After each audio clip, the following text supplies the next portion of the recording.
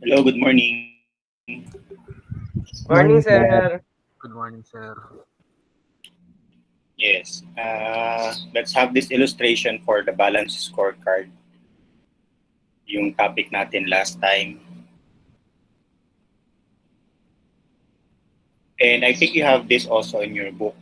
Kaya if you wanted to follow yung other questions, nandun lang sa page 189 onwards. Let me read first the illustration. Metro Corporation make a special purpose machine. They call it OM, used in the textile industry. Metro has designed the OM machine for 20X3 to be distinct from its competitors. It has been generally regarded as a superior machine. Metro presents the following data for the year 20X2 and 20X3. In terms of units, numbers of units sold for 20X2, 200, 20X3 is 210. So initially, we have an increase in the numbers of units sold. Selling price, there's an increase of selling price from 40,000 naging 42,000. Direct materials in terms of kilograms, 300,000 and 310,000. So there's also an increase in the numbers of direct materials used to produce the units sold, or the units. If we don't have ending inventory, the total units sold. Direct material cost per kilogram, there's an increase in price from 8 to 850. Manufacturing capacity, the same. Again, this is a capacity, hindi yan actual units produced. And then total conversion cost is 2 million. There is also an increase in the conversion cost. Conversion cost per unit of capacity, meron ding increase. And I think alam niyo kung ano ibig sabihin ng conversion cost. That is a combination of labor and hour overhead. Selling and customer service capacity, uh, there's a decrease in the capacity from 100 naging 95. Total selling and customer service cost, 1 million. There's a decrease, naging 940,500.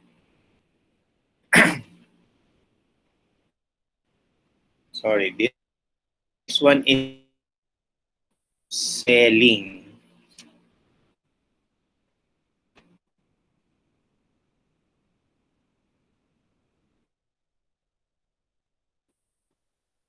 Not in.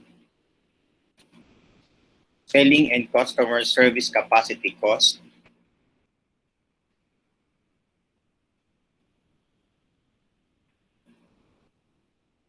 for customer is 10,000 and then naging 99 na lang ng 20x3. Design staff, the same yung capacity, 1212. Total design cost is 1.2 million. Nag-increase ng 1,212,000. Design cost per employee, that's 100,000 and 101,000. Yung total design cost of 1,200,000, that is 12 design staff times design cost per employee, kaya 1,200,000. And nandun yan sa statement sa baba, bakit ganun yung computation niya. Siguro we should read this one. Metro produces no defective machine, but it wants to reduce direct materials usage for OM machine in 20X2. Ang usage kasi niya from 300, no, naging 310. And then, although there's an increase in the numbers of units produced and sold, conversion cost in each year depends on production capacity defined in terms of OM units that can be produced, not the actual units of OM produced. Okay, so again, the conversion cost is dependent sa capacity, not on the actual units produced. Selling and customer service cost depends on the numbers of units of cost that Metro can support, not the actual numbers of customers Metro serves. Metro has 75 customers in 20x2 and 80 in 20x3. Ano ibig sabihin nun? Yun daw selling and customer service cost natin na 1 million noong 2000 X2 and 940,500 noong 2000 X3 or 20 X3 ay galing sa numbers of selling ko numbers of customer service na pwede nating i-serve, hindi yung actual numbers of customers.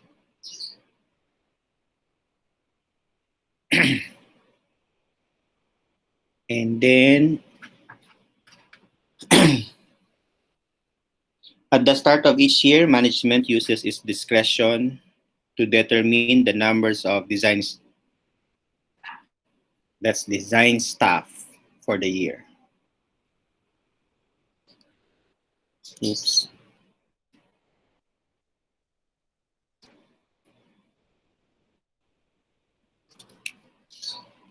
The design staff and cost have no direct relationship with the quantity of OM produced or the numbers of customers to whom OM sold. So, walang kinalaman sa units, pero nakadepende sa numbers of design staff. Kaya 100,000 yung cost per employee times 12, 1,200,000.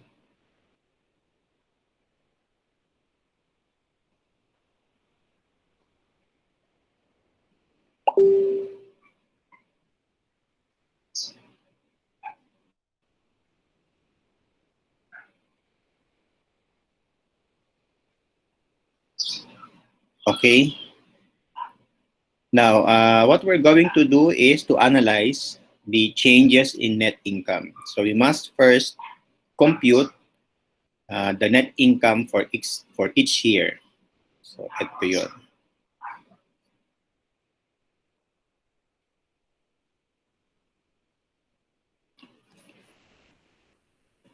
Sa 20x2, we have 8 million revenue.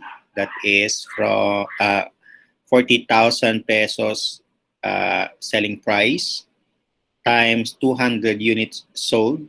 That's 8 million. For 20x3, 42,000 units, 42,000 pesos selling price times 210 units. That's 8,820,000 pesos. And then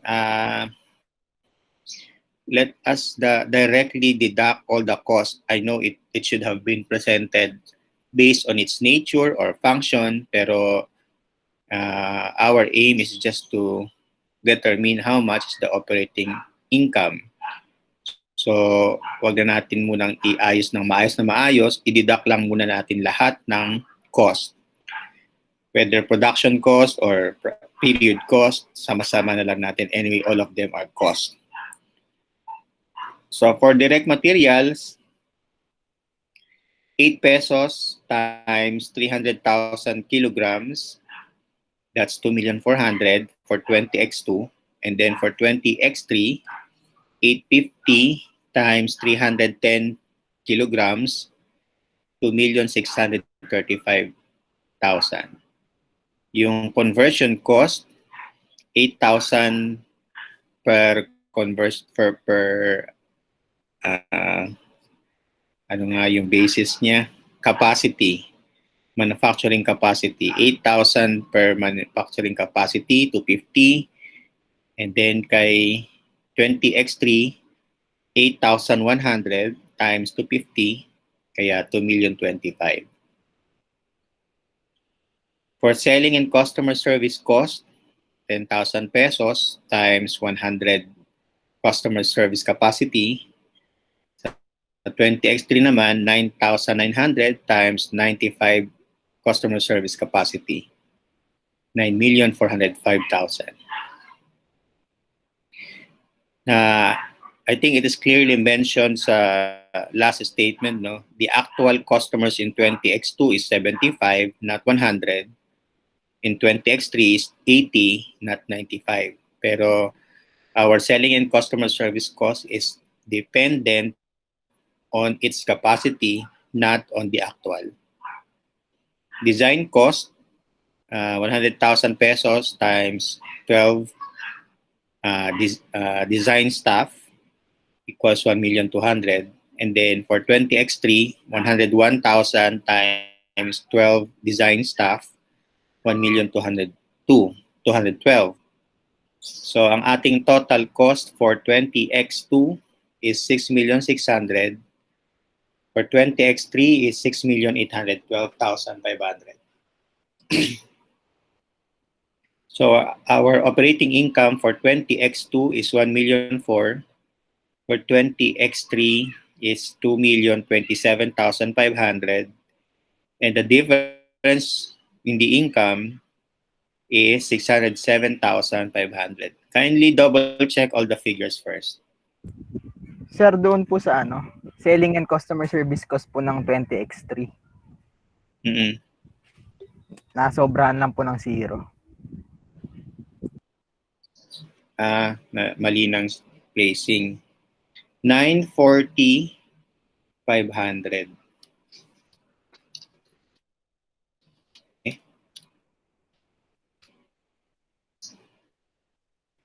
Okay, meron pa bang nagkaroon ng error? Sa po sir? Operating income po ng 20X3. Kano to? 2007.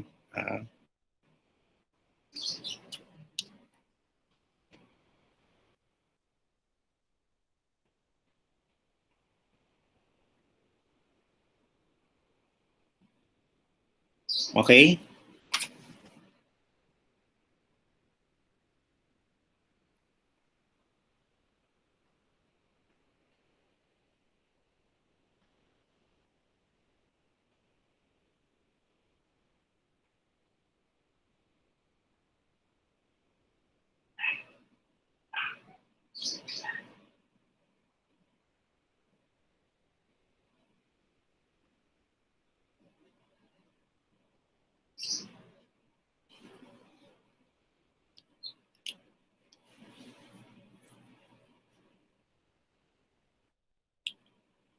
Okay na ba?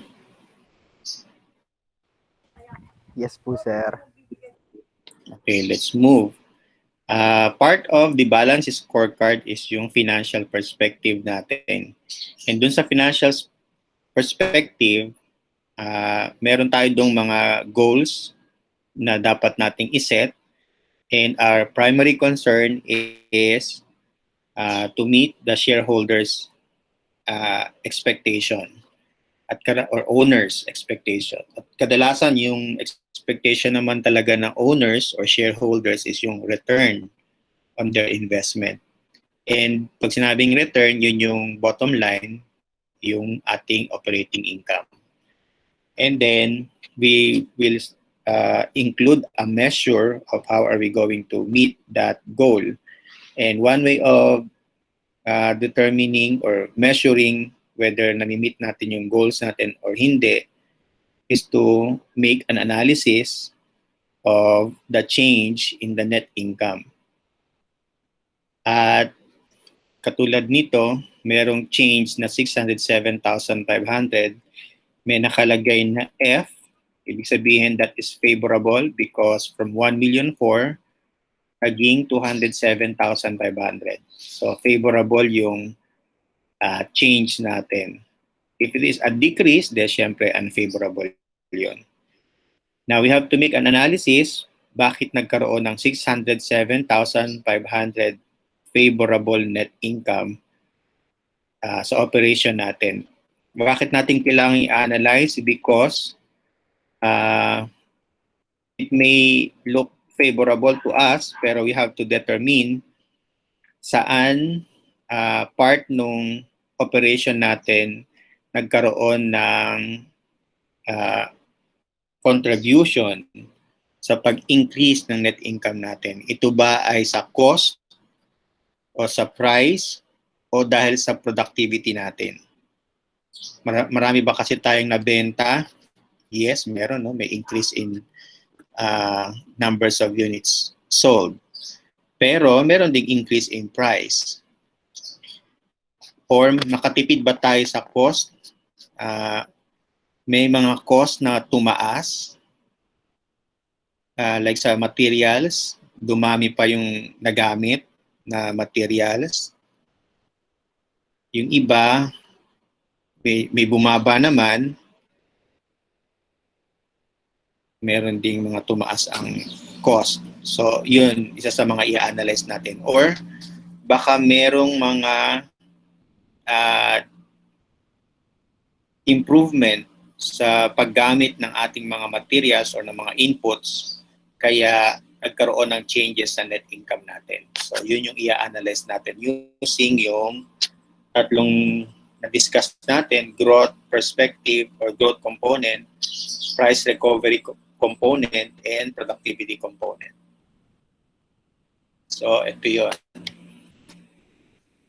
For growth component, dalawa yung growth natin, revenue and cost. In terms of quantity, ang tinitingnan natin sa growth component. So, if this is,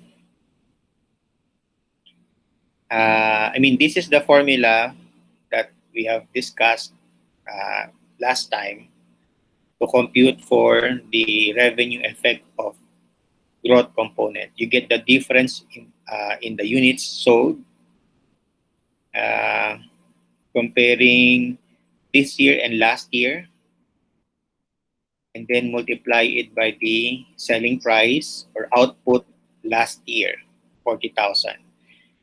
Ang ginagawa po sa ganitong analysis, yung ating current year or yung this year operation or performance is brought back to the previous year as if nangyari yung sales na yon o yung operation na yon last year. And therefore, we have to use yung mga last year's component. Inihila natin and then we compare kung nangyari sana yung sales this year, last year, ano yung effect nun o ano yung change nun. Kaya yung this year minus last year, so merong change na 10. Kung last year sana yan nabenta, kaya ang ginagamit na selling price is yung last year multiply by output price last year. Kung last year sana nabenta, nag-increase tayo ng 400,000 sa revenue. And that is favorable because any increase in your revenue will increase your net income also. So ang basis mo ng pag-determine whether favorable or unfavorable is yung effect sa net income. Okay, in terms of cost naman, ganun uli, difference in numbers of units or quantity, kasi again, ang growth ay quantity factor. So, ilalagay mo lahat ng mga cost mo, direct materials, conversion cost, selling customer service cost, and design cost. Lahat ng cost na minus natin kanina to arrive at our net income,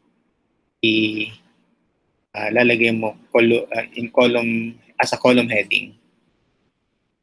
Or yung iba ang ginagawa, row ang pag-compute nila and then yung sa book is naka-row kasi. So para mas maintindihan natin na lahat ng cost ay gagawa ng analysis kasi lahat ng cost na yon has an effect on our net income. Hindi mo pwedeng isahin lang kasi magkakaiba din naman sila ng multiplier, kaya hindi pwedeng isahang analysis lang yung cost natin. Unlike itong revenue, isa lang naman kasi ito, numbers of units sold times the selling price. Dito kasi sa cost, marami tayong component ng cost and each cost has their respective basis to arrive at their total cost. Kaya iisa-isahin natin. So for materials, again, get the difference in units. Pero anong units yung pagmaminusin natin? Actual units of inputs or capacity that would have been used to produce this year's output, assuming the same input-output relationship that exists last year.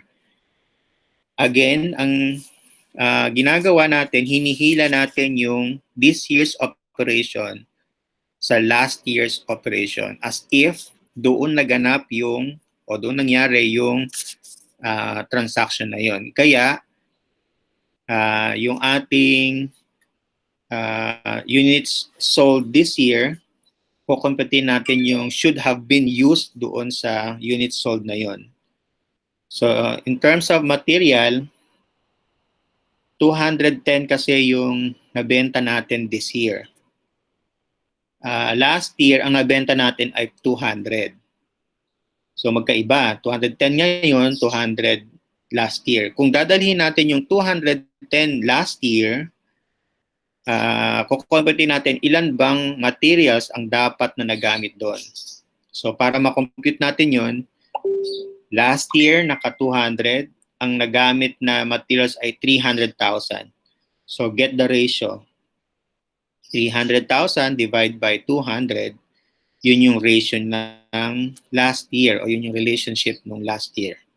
Multiply doon sa current year's units sold, 210, you will arrive at 315,000. So, hindi mo pipick upin agad yung data ng 20x3 na 310,000. That is the actual units of materials used. Ang kailangan mo, yung should have been used using the old relationship. That is 300 or using the old ratio. 300,000 is to 200 units.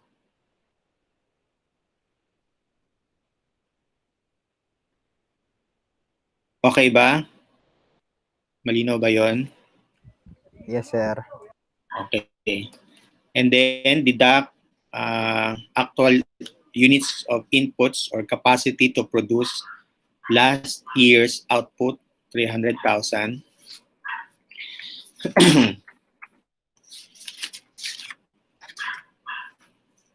So we have a difference of 15,000.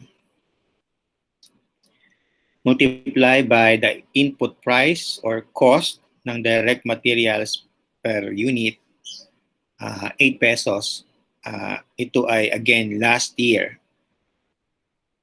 Na-explain ko na paulit-ulit yung last year lagi kasi hinihila nga natin siya papunta dun sa last year. So 120,000. There is an increase in cost of 120,000. And if this is an increase in cost, ang impact niyan sa ating net income is decrease. Therefore, this one is unfavorable.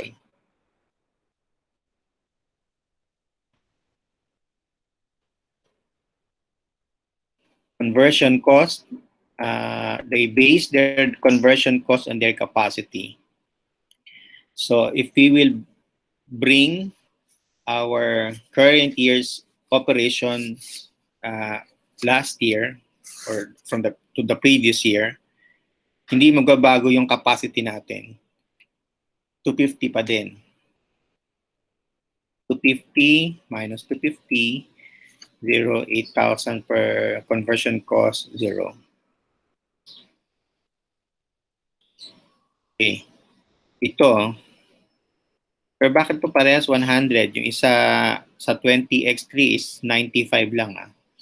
Again, ang kanilang selling and customer service cost is dependent sa kanilang capacity, selling customer service capacity.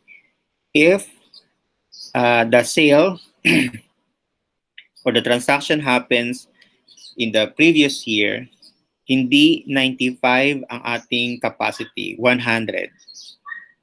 Kaya ito ang gagamitin natin, 100. And then less previous year's capacity, which is also 100, kaya 0, 25, 0.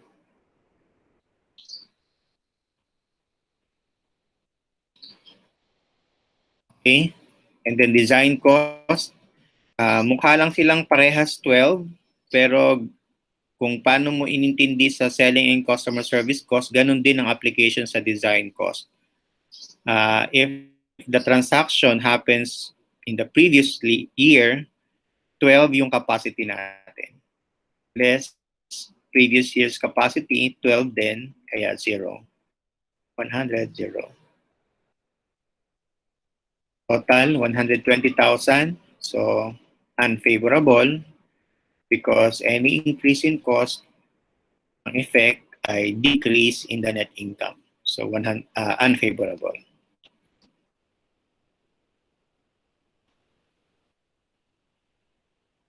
Next is price recovery component. Dito naman, ang i-analyze natin is yung impact sa net income ng price and cost. Changes in price or changes in the cost.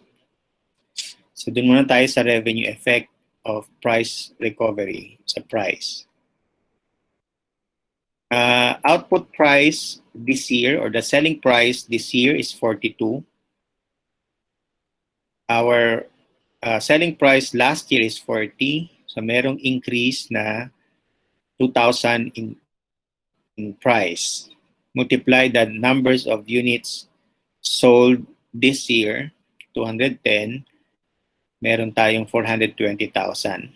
Bakit to again favorable? Any increase in our revenue will increase our net income also.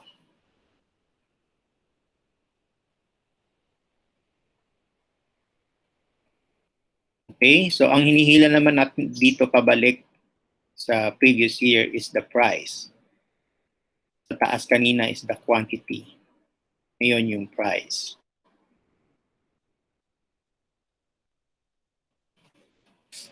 Okay, next, cost. Ganun din, get the difference in cost or price or input price and then hilahin pabalik sa previous year. So, input price this year is 8.5. Input price last year is 8. So, merong increase of 0.5.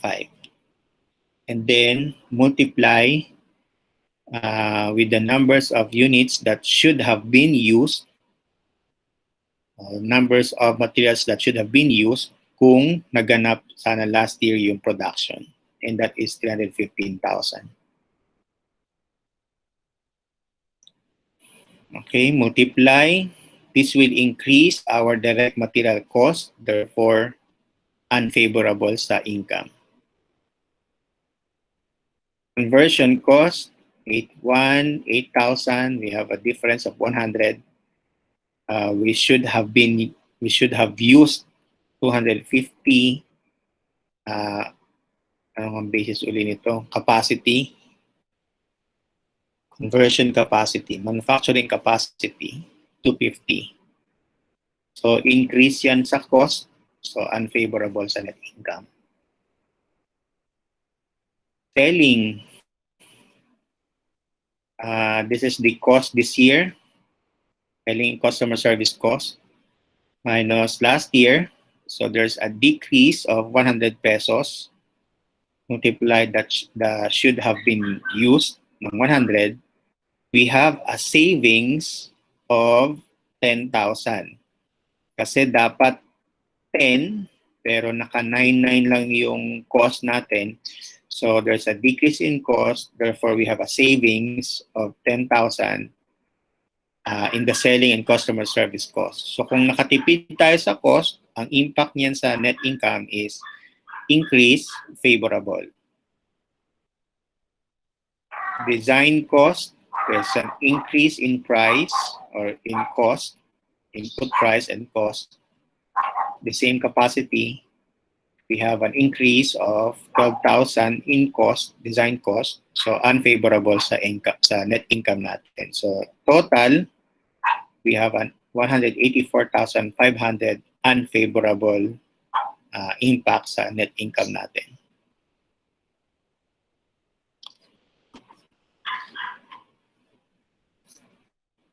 Okay pa? Yes, sir. Very good. Productivity.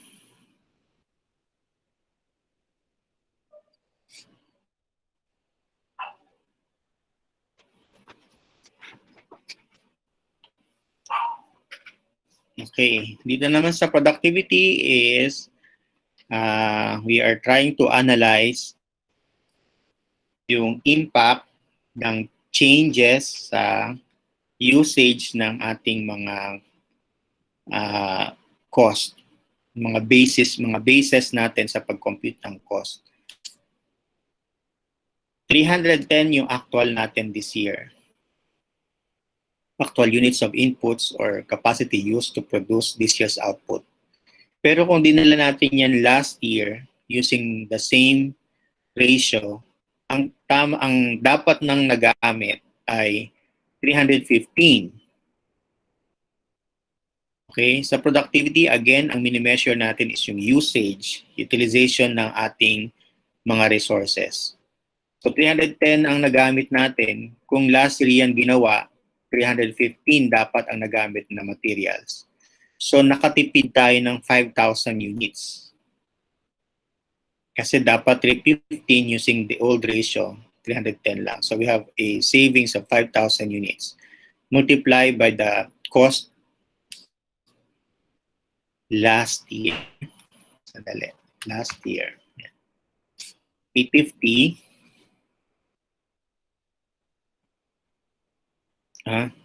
Sandali.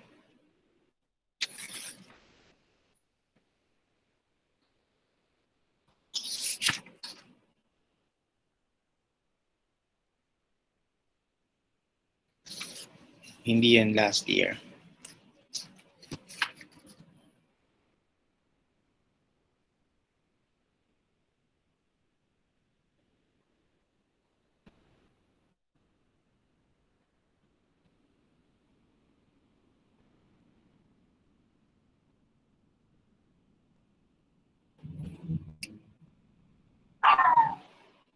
Yeah, hindi yan last.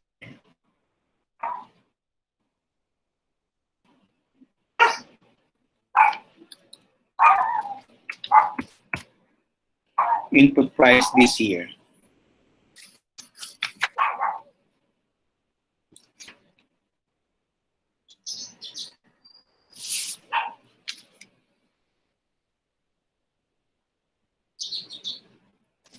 Yes, input price 20x3. Okay, so 850 this year. Kasi ito na yung last year natin. We are analyzing yung usage. Kaya meron tayong last year, ito yung 350. So 8.5 this year's cost yan. So we have a savings of 42,500. So kung nakasave tayo, favorable yan sa net income natin. Conversion cost, 250 yung base this year, actual. If last year yan nangyari, 250 pa rin yung base, the capacity, manufacturing capacity. So walang change, zero. Selling and customer service cost, this is yung selling and number of customers, capacity. So this year is 95. If last year is 100. So merong decrease na 5 customers. Kung nag-decrease yun, so bababa yung ating cost kasi naka-save tayo. So 49,500 yung savings natin sa selling and customer service cost. Design cost, 12 ang actual. Nangyari yan last year, 12 pa din. So 0, 101, 0. So ang total is, we have a total savings of 92,000 savings in cost. Kaya favorable yan sa net income natin. Kaya F ang sagot. So, in summary, ganun. Sir, but ito, walang negative na. It's okay, negative naman yun. Kahit na i-add mo yung signed numbers, magiging positive pa din siya doon kasi favorable.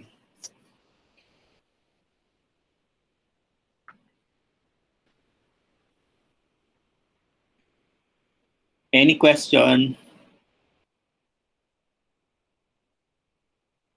Wala po, sir. Sir. Very good.